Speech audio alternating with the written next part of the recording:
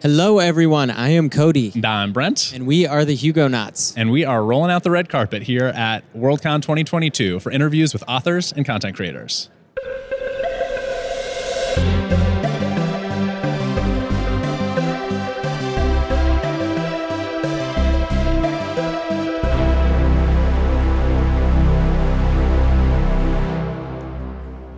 All right, we are here on the red carpet at Worldcon 22 with the sorry. I always mess up the intro. Hugo, girl. Yeah. We do every episode. That's exactly the thing I was thinking about how much sass to give it. Sass it up. With the Maximum Hugo sass. Girl podcast. Maximum sass. And this is Amy, Lori, Kevin, and Haley, you all are nominated this year for Hugo for Best Fan Cast, which is super exciting. I think we'll just start with that. How does it feel? Anyone can start. We can hardly believe it. I can believe it. We're really good.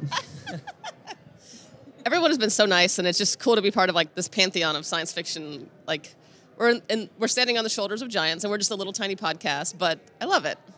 Yeah, it's an honor just to be nominated is a cliche, but it really is just like cool to just be a finalist and be here. And, yeah. Awesome. And can one of you all tell me a little bit, tell our audience a little bit about your podcast, what you do, why it's fun? Yeah. Anyone could jump in. We are a hilarious comedy podcast in which we discuss Hugo Award-winning pop culture works and adjacent, because we're also obsessed with The Terror and Moby Dick, so those have come up too. But yeah, we just discuss them amongst ourselves because we are really funny. You are really funny. I can corroborate. Yes, I Thank agree. you. And yeah, you introduce other stuff too. I was curious about the Moby Dick thing. How did that come up? Haley, that's you. So I have a Moby Dick tattoo. I love the book Moby Dick. I've made several of my friends read it, including my two best friends, and we just somehow managed to work it into almost anything we read. I can't explain it. Very few people, I think, really understand how good the book is. It's not just about like a crazy captain chasing a whale. It's like, do you want a chapter on chowder? Because you can have it. It's so many whale facts. So many whale facts. You gotta like whales. Yeah, you really But he do. also has beautiful prose, and there's just like these weird asides on the beauty of life and the temporal nature of beauty, and it's just great. And I think it's also been hugely influential to a lot of writers, so you'd be surprised how often it ties into various things. I mean, it's weirdly applicable, a lot like The Simpsons. Yeah, kind of like archetypal. So the reason I ask is because it seemed like the goal of the podcast initially was to review all of the Hugo winners. Is that kind of how you got into it? Yeah, it started out, Haley had a great idea to do it as a blog several years ago, and then you just kind of had that idea. Yeah, it was kind of an idea rattling around, and then they decided to do a podcast, invited me to join. Kevin very kindly jumped in to do our editing so that we can have a podcast, because if we had to do that, we probably wouldn't do it. But it started out to do like a book club style discussing each Hugo winner, and that's still what we're doing, but we just sometimes do other stuff, because sometimes you get like tired of 70s science fiction and you want to read a whale book. Right. Yeah, and the way that the podcast kind of has developed over time, Laura and Amy are both huge podcast fans. I'm actually not, but we have a great schema in which to review almost anything. So like our feminist favorite, our misogynist moment, any weird boob talk, and it's amazing how much you can read almost anything by that scheme. So I was specifically on my notes from Brent, boob talk. We wanted to ask about that. Could you tell our audience a little bit about that? Kevin, do you want to take the boob talk question? Okay. The podcast originally, part of the point of the podcast is to review these sort of lions of science fiction as from a feminist perspective, because it's a very male-heavy genre. At least it started that way. Things have gotten better, but part of that involved, okay, how much are we looking at women as objects? How much are we actually incorporating them as characters? Like, how much of it is just spent on the male gaze, like on their boobs jiggling in space? You know, that's how. So it's the point of view we come from is from a feminist perspective. So that's how that evolved. there's a funny anecdote. So Princess Leia's gown in A New Hope, she's not wearing a bra. And Carrie Fisher was like, why can't I have a bra? And George Lucas was like, there's no bras in space. So that's I don't know if the rumor is true, but I kind of love that story. So Yeah, and also, Star Wars being like space fantasy, right? It's like, yeah, he didn't have a reason. Just that's what he decided. It's like some people deciding that their fantasy worlds have to involve misogyny and rape because that's how it was.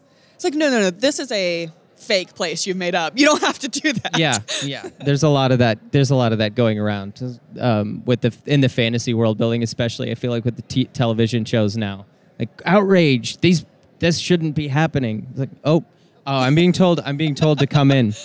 Anyways, can you tell our fans, our viewers, a little bit about what you do, like on episode to episode basis, like what an episode consists of, what you do on the show? Like our format? Yeah. Oh, okay. So we... Thank you for the word. Yeah, sure. So we start out, we try to remember to introduce ourselves because a lot of people have said they can't necessarily always tell our voices apart. So it is on our to-do list to introduce ourselves, but we still tend to forget. We do a very spoilery plot summary.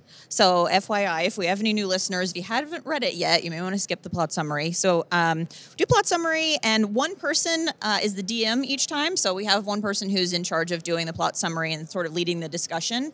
And that was a new thing. We did our first like 9 or 10 episodes where it was just a free-for-all. And then we decided, like, let's put a little structure to this so we know where we're going with the conversation because we tend to deviate and go off topic like I think I'm doing right now. So do we. Yes. Yeah, so to make Kevin's job a little easier, we try to stay on topic. So we do general discussion, and we always do a segment called Goodies from Goodreads where we pick some of the worst 1-star reviews that we can find. I was going to ask about that too. I like goodies from Goodreads. Yeah. Worst/best, yes. So that one's a lot of fun. And then we have, as Haley mentioned, we have our feminist favorite where we try to find something feminist in any book. And it's interesting when you're reading for that, you can kind of find things that maybe on purpose or maybe by accident, where there seems to be like a portrayal that really worked. And maybe the author wasn't trying to do that, but it worked. And then misogynist moment kind of speaks for itself. And we try to pick one. We try to pick one that really made us want to throw the book, but sometimes there are too many. And then boob talk, because we do find that a lot of authors really describe their characters as breasting boobily around the setting. And then, do you want to talk about Star Wars or Lord of the Rings? Oh, yeah. So I'm not a fantasy fan. We all know this if you listen to the podcast. And so, but, the Hugo goes to science fiction and works of fantasy. And so there's like a spectrum. It's like right and left, Star Wars, Lord of the Rings. And we always try at the end of each episode to see where the book falls along that spectrum. But it becomes, for me, an argument, if I don't like a book, to make it Lord of the Rings, even if it's very clearly, like, hard sci-fi. And so all of us are trained lawyers, and so, like, we'll have, like, motions and objections, and, like, I support your argument. And sometimes it's, like, it's not Star Wars, Lord of the Rings. Sometimes it's Star Trek. And you don't know till you read the book, so... Kevin also got us to throw in a did you like the book section because we don't want this to devolve into, haranguing books for just all the things they do wrong in our eyes, because a lot of the times there's problematic things, but the books are great, so we do that too. Yeah, and I feel like you all are very fair in your assessments. We try. And yeah, because the first thing I noticed when I started listening to your podcast is very funny titles. Very punny, funny titles and descriptions. And some of them I'm like, oh, this is about to get ripped apart. And then I re-listened to the episode and I'm like, oh, it's a very fair, like it's a level critique. Yeah. Fair and balanced reporting. Which is... Fair and balanced reporting. So, You heard it here first. how did you all meet? How did you all come to start your podcast? Well, Lori and Haley met in law school, so they were buds. Haley moved to Atlanta or was going to move to Atlanta after law school, and we had a mutual friend who set us up on a blind friend date.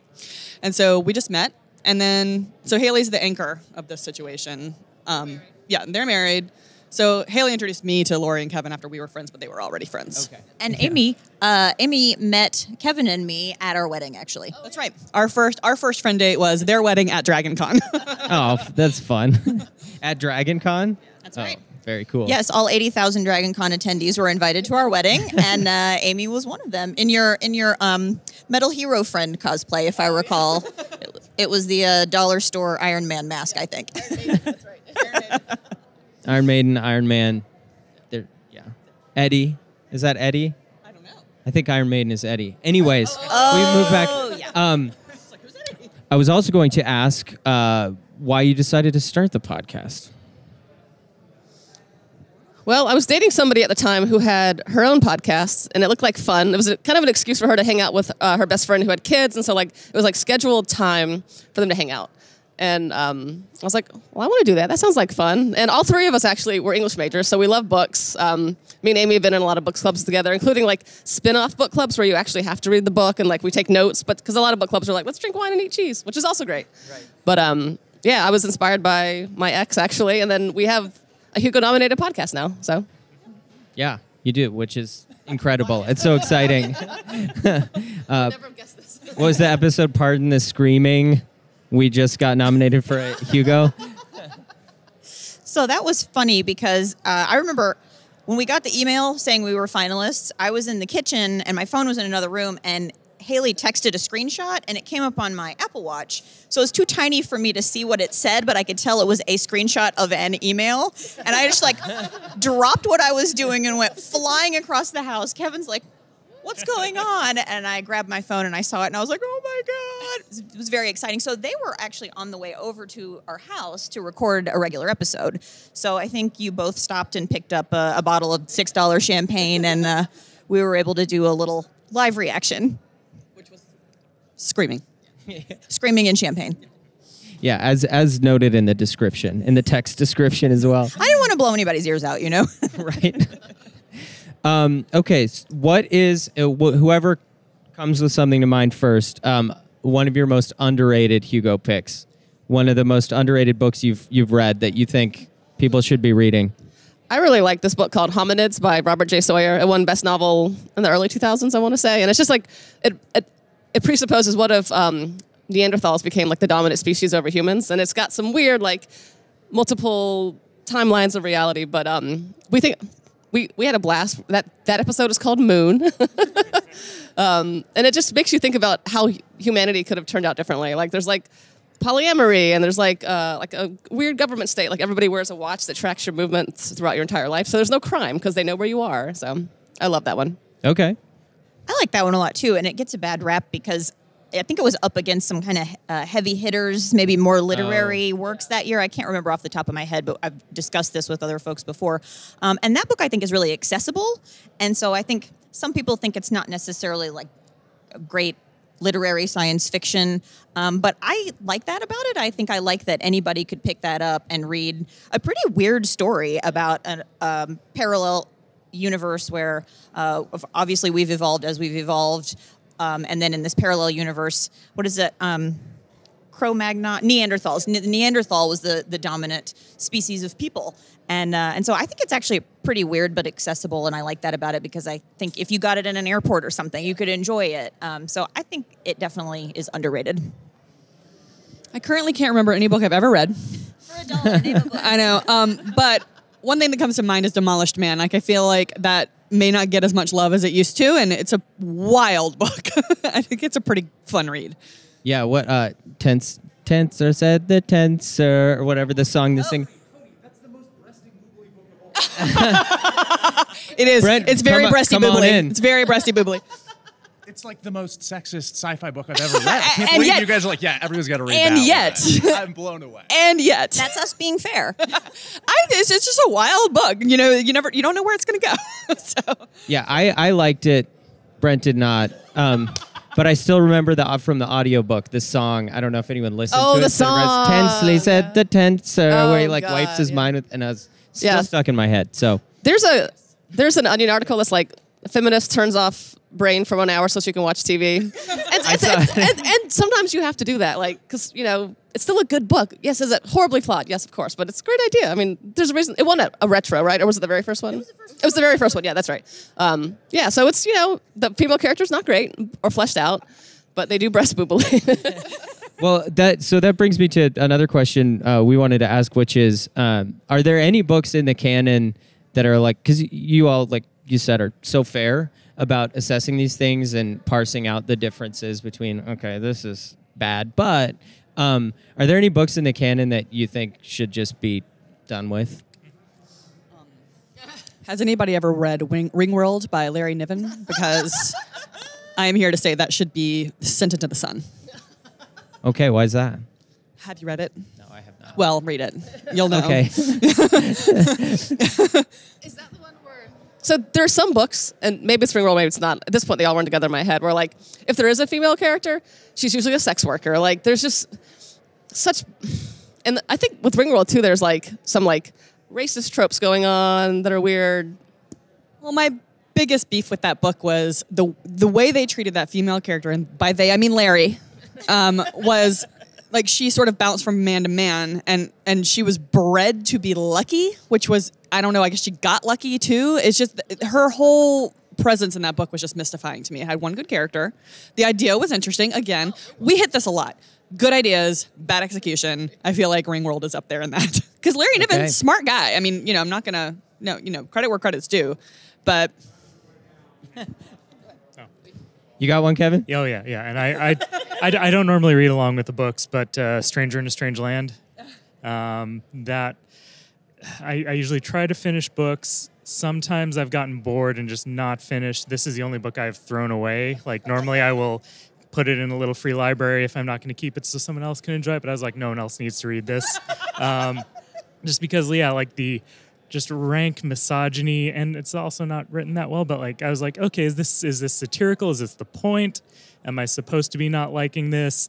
And then I read, got online and read more about it. It's like, no, it doesn't get any better. It's not satire. It has, famously, it has especially like one line that's really famously like, ooh. Probably. Yeah. I threw it across the room, threw it in the trash can, and like wiped it from my brain. So I just remember the visceral feeling that this needs to go. Right. Plenty of other Heinlein. Yeah, we definitely hated the wind-up girl. Interesting. Yeah. So we just reviewed the Wind Up Girl. That was our most recent episode. It's got some cool parts to it, but like overall, like the Wind Up Girl herself, whew. Yeah, there was definitely. I think when we talked about it, I really liked it. Brent really liked it. And the one thing we talked about was like definitely a lot of breasting boobily, especially with Emiko, the main character. That had more problematic stuff than just the breasting boobily around. Right. Yeah, okay. That one is my least favorite one that we've read. Although I will say, I guess it's been a year or two since we read it, and I do think about it a lot. So I think, like you said, Haley, it's got some interesting ideas, and I just am often prompted to think about it because it's grappling. I guess I'm being fair, and I'm supposed to be like crapping on a book, but it's it's grappling with like what makes a person, and so I do think about that a lot. And so in retrospect, I'm like, do I hate it as much as I thought I did? Yes, I do. But. It tied with The City in the City. Yeah, we love The City in the City. Yeah, but I think I don't want to say I would kick this out of the canon because the ideas are great, but Foundation is not fun to read. Our subtitle for that episode was Men Talking in Rooms because it is like conference. It it's is just Men like Talking in Rooms. People plotting in rooms, and I was just like, okay, but what are we gonna do? And you were working on this encyclopedia. Maybe it was a ruse. I don't know. But the ideas were incredible, and they've permeated the rest of science fiction. So I guess I shouldn't say we should shoot it into the sun, but boy, it's not a fun read. Yeah, I guess maybe things advance, and we can all say, yeah, let's keep these parts moving forward, and then write something with real people as characters And a plot. Right. Okay.